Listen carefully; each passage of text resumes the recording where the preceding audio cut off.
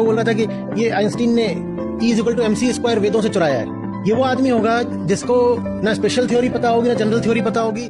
इन महाशय ने कितने मैनिपुलेटिव वे में बोल दिया कि सुधांशु जी ने ये कहा था कि E equals to MC square जो है वेदों से लिया गया है, जबकि एक्चुअली में सुधांशु जी ने ये नहीं कहा था कि वेदों से लिया गया है। सुधांशु जी ने ये कहा था कि E equals to MC square यानी कि एनर्जी मास कन्वर्जन इक्वेशन जो है वो हमारे नॉन ड्यूअलिटी से मैच करती है। हमारे यहाँ जो नॉन ड्यूअलिटी का सिद्धांत है जिसमें जो है एनर्जी में मास कन्वर्ट हो जाता है, वो सिद्धांत हमारे यहाँ ही है। हमारे ही अंतिम संस्कार में जो है मास एनर्जी में कन्वर्ट होता है, कहीं और नहीं होता। यानी कि नॉन ड्यूअलिटी का जो सिद्धांत है वो हमारे यहाँ का जो है E equals to MC square से मैच करता है। क्योंकि जब आप नॉन ड्यूअलिटी में जाते हैं, अब यहां पे आइए, आइंस्टीन ने जो थ्योरी दी E equal to MC square मतलब एनर्जी मास कन्वर्जन इक्वेशन, तो नॉन ड्यूअलिटी में सिर्फ एनर्जी है। जब आप मास में आते हैं तो दो चीजें हैं ना, मास एंड एनर्जी।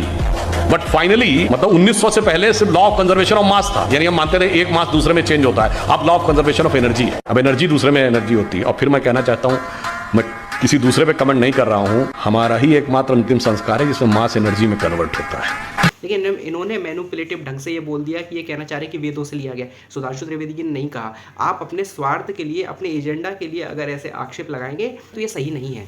आप लोगों को मैनिपुलेट ना करें, पूरी बात बताएं। और रही बात अल्बर्ट आइंस्टाइन की बात करते हैं, तो अल्बर्ट आइंस्टाइन भारतीय शास्त्रों का अध्ययन करते थे, ठीक है, उससे ज्ञान प्राप्त करते थे, उसके आधार पर रिसर्च करते थे।